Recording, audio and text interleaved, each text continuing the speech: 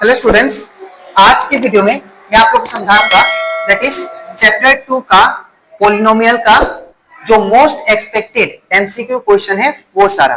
ठीक है, इसके पिछले वीडियो में मैंने आप लोग को पार्ट 1 में और पार्ट 2 में मैंने आप लोग को चैप्टर रिवीजन का और चैप्टर 1 का जो भी मोस्ट एक्सपेक्टेड क्वेश्चन जो कि आप लोग का बोर्ड एग्जाम में बहुत इंपॉर्टेंट है, बोर्ड एग्जाम के लिए, वो सारा मैंने आप लोग को एक्सप्लेन किया था। ठीक है, तो अगर आपको सारा चैप्टर रिवीजन और चैप्टर 1 का दैट इज रियल नंबर का अगर MCQ that is important MCQ अगर अच्छे से सीखना है तो आप लोग उसको मेरे यूट्यूब चैनल में जाकर उसको देख सकते हो। ठीक है, तो स्टार्ट करता है क्लास। यहाँ पे आज के वीडियो में मैं आप लोग को चैप्टर 2 का जितना भी एमसीक्यू है वो सारा इंपॉर्टेंट एमसीक्यू एक्सप्लेन करूंगा। ठीक है, तो सबसे पहले क्वेश्चन नंबर 1 में दिया गया है sum of the zeros of the cubic polynomial. ये आप लोग का एक क्यूबिक पोलिनोमियल दिया है। ठीक है, तो इसका सम ऑफ जीरोस क्या होगा। ठीक है, तो सबसे पहले हम लोग जानते हैं दैट इज जो सम ऑफ जीरोस का जो फॉर्मूला होता है वो क्या होता है। सम ऑफ जीरोस का जो फॉर्मूला होता है वो होता है माइनस बी बाई। ठीक है, तो यहाँ पे ये जो कोफिशिएंट होता है इसको हम लोग ए बोलते हैं। ठीक है, ये जो कोफिशिएंट होता है इसको हम लोग बी बोलते हैं।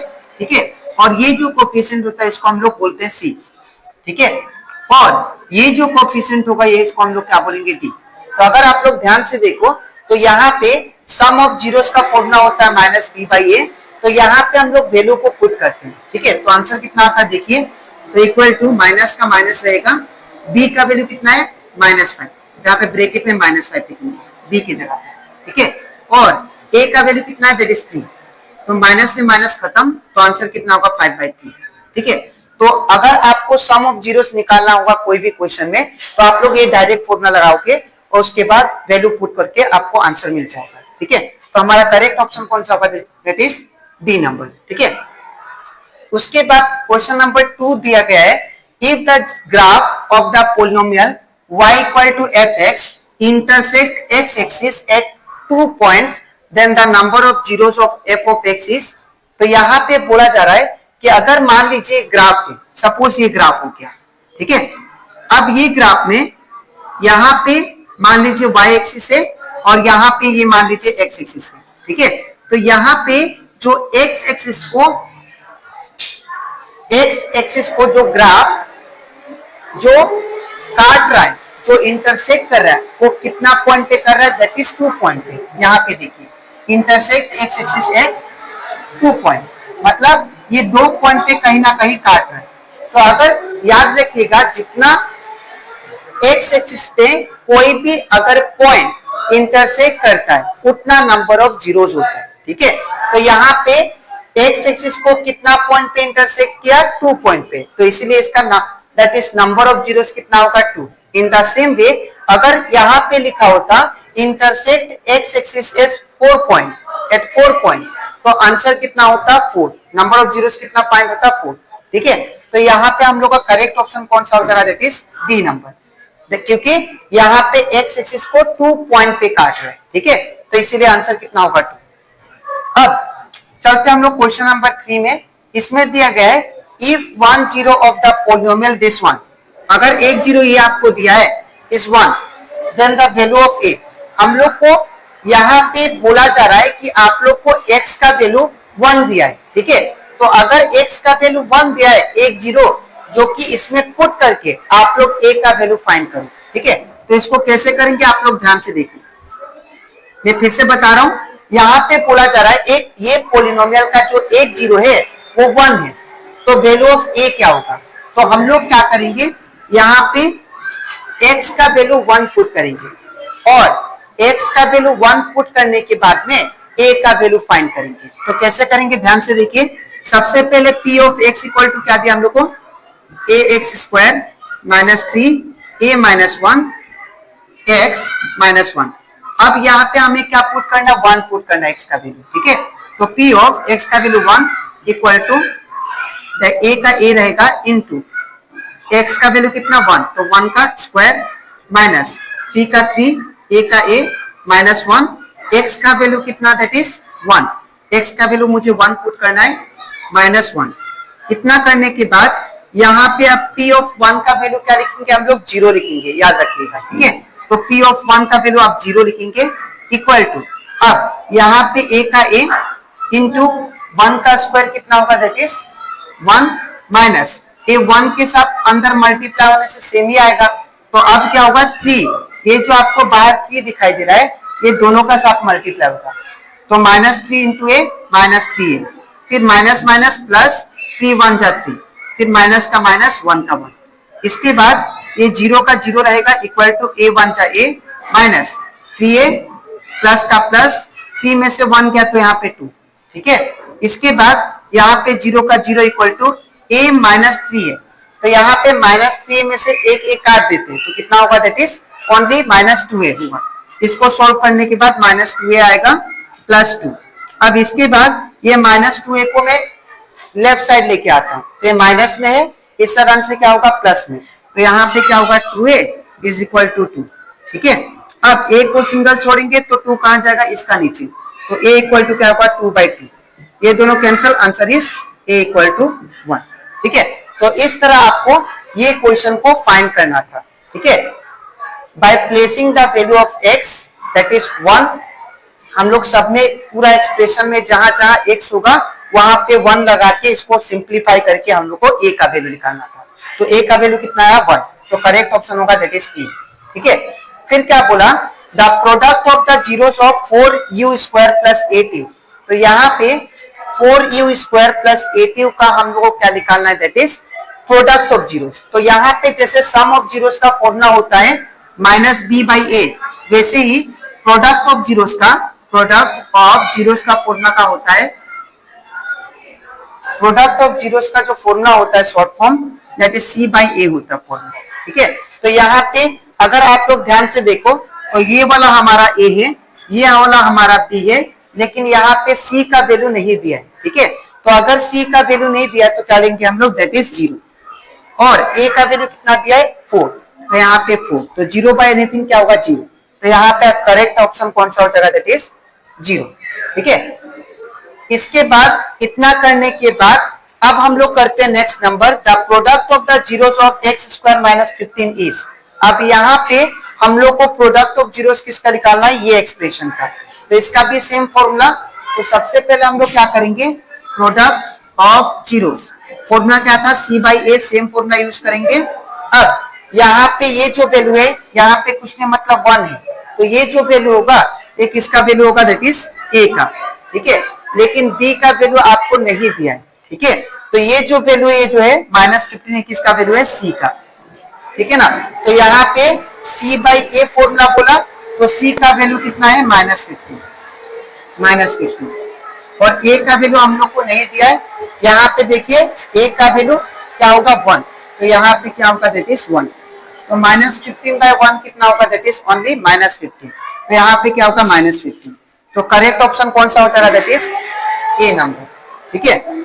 इसके बाद last number that is the product of the zeros 3x square plus 11x -2।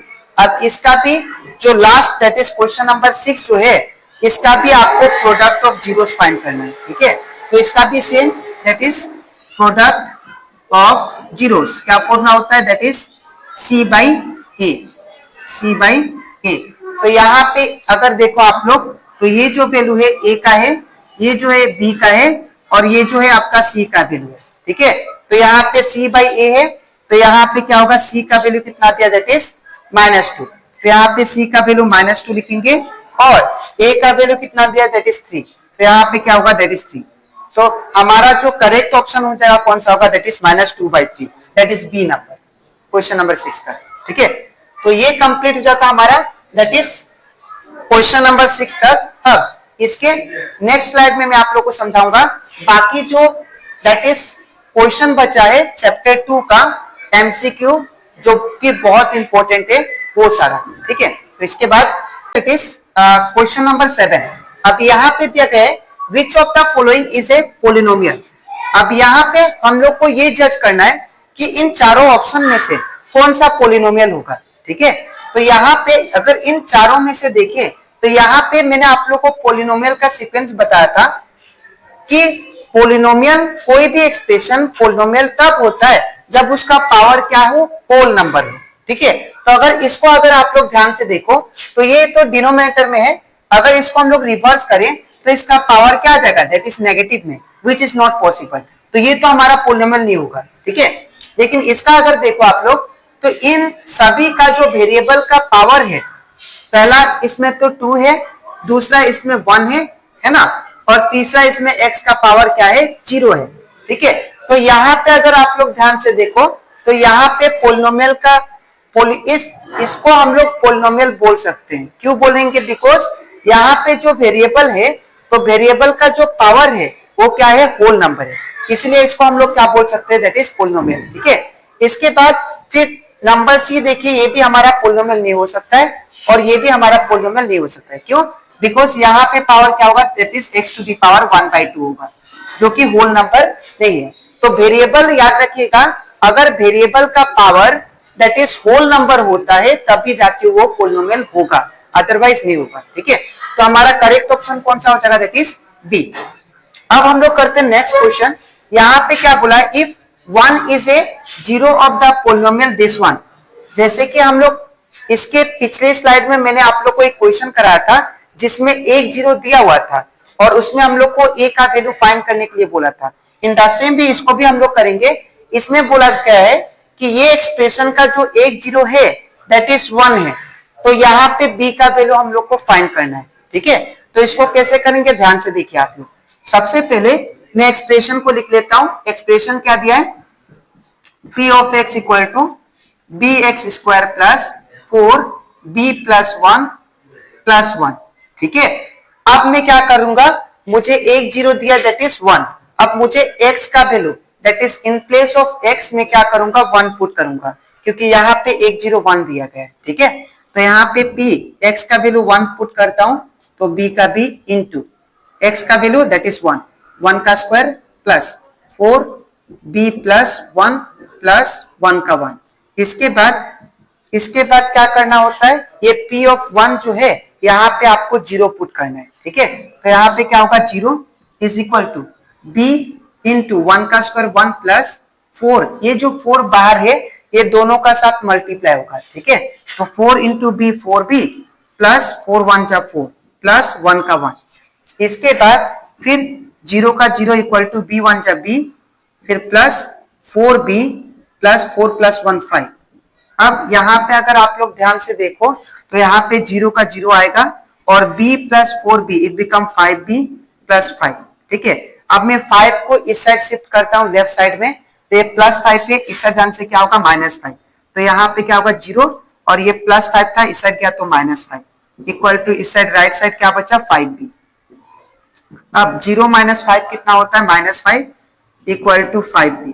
अब ये 5 से 5 कैंसिल, तो हमारा b का वैल्यू कितना आ गया, दैट इज -1। कुछ नहीं मतलब 1 होगा। ठीक है, तो b का वैल्यू कितना आ गया, -1। तो इन चारों में से करेक्ट ऑप्शन कौन सा हो जाएगा, दैट इज ए नंबर। ठीक है, फिर अब हम लोग करते हैं नेक्स्ट क्वेश्चन। इसमें बोला जा रहा है if the sum and the product of the zeros of a polynomial are p and q।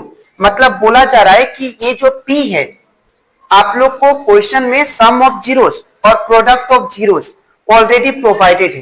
ठीक है, that is sum of zeros आपका p है, ये आपका सम ऑफ जीरोस है।